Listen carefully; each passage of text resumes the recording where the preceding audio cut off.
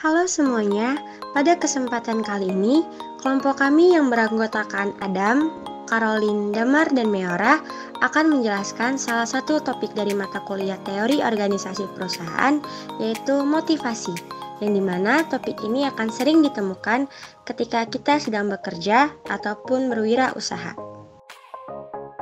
Pengertian motivasi sendiri adalah bagaimana ketika kita mampu mengubah perilaku dalam konteks pekerjaan menjadi perilaku yang lebih baik untuk mencapai suatu tujuan tertentu. Motivasi bisa diklasifikasikan menjadi dua, yaitu extrinsic motivation dan intrinsic motivation.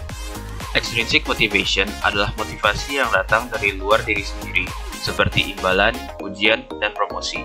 Dan untuk intrinsic motivation adalah motivasi yang datang dari dalam diri sendiri yang dikarenakan orang tersebut merasa tertarik dengan apa yang dilakukannya.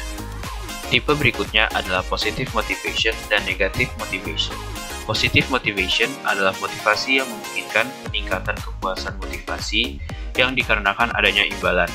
Dan negative motivation memungkinkan penurunan kepuasan motivasi yang dikarenakan adanya ketakutan dan paksaan karena adanya konsekuensi. Teori-teori motivasi. Dalam sejarahnya, perkembangan teori motivasi terbagi menjadi 3 macam. Yang pertama, ada teori kebutuhan atau need teori. Yang kedua, proses teori. Yang ketiga, ada reinforcement teori. Yang pertama, ada teori kebutuhan atau need teori untuk memahami kebutuhan manusia dan bagaimana individu dengan berbagai kebutuhan merespons situasi kerja yang berbeda. Teori hierarki kebutuhan Maslow.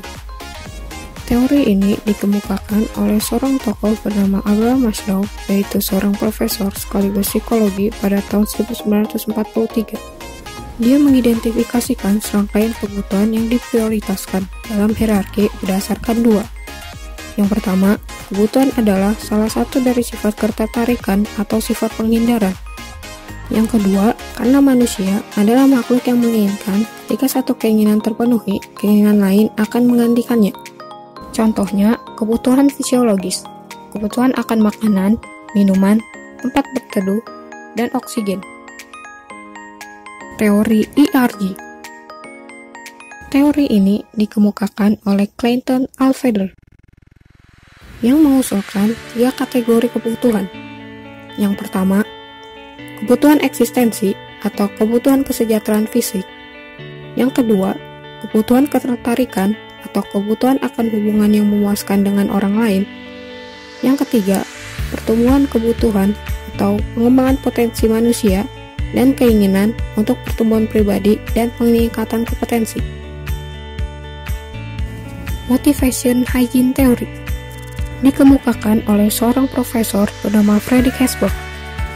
Dalam teori ini, ada 2 faktor yang akan membantu kita memahami dampak lingkungan kerja terhadap motivasi, yaitu faktor motivator atau motivasi didasarkan pada kepuasan positif yang diberikan oleh pertumbuhan psikologis, sedangkan hygiene didasarkan pada keinginan individu untuk menghindari kekurangan dan ketidaknyamanan fisik serta emosional yang diakibatkannya.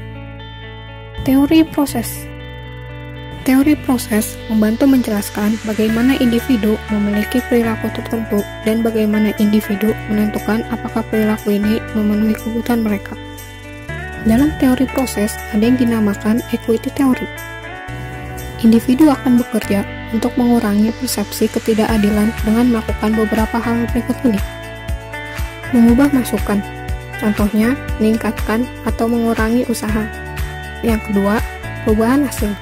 Contohnya, meminta kenaikan gaji atau kondisi kerja yang lebih baik. Yang ketiga, mendistorsi persepsi. Terjadi ketika individu tidak dapat mengubah masukan atau hasil mereka. Yang keempat, tinggalkan pekerjaan. Individu akan meninggalkan pekerjaannya daripada mengalami apa yang mereka anggap sebagai ketidakadilan yang berkelanjutan. Expectancy theory dalam teori proses. Teori ini didasarkan pada upaya dan kinerja individu serta keinginan hasil yang terkait dengan kinerja tinggi. Pertama kali dikemukakan oleh Viktor Fromm yang mengatakan bahwa motivasi seseorang mengarahkan pada suatu tindakan yang bergantung pada kekuatan pengharapan. Teori harapan Fromm menggunakan 3 variabel, yaitu harapan, instrumentalitas, dan valensi. Reinforcement Theory. Teori ini memandang bahwa perilaku manusia ditentukan oleh konsekuensi yang diberikan oleh lingkungannya. Seorang profesor dari Harvard bernama B.F. Skinner mempopulerkan 4 strategi reinforcement, yaitu positive reinforcement, negative reinforcement, extension, yang terakhir adalah punishment. Tips-tips untuk meningkatkan motivasi kerja pegawai. Tips 1. Akui pekerjaan bagus. Salah satu faktor terpenting yang berkontribusi terhadap motivasi karyawan adalah seberapa sering kerja keras mereka diakui.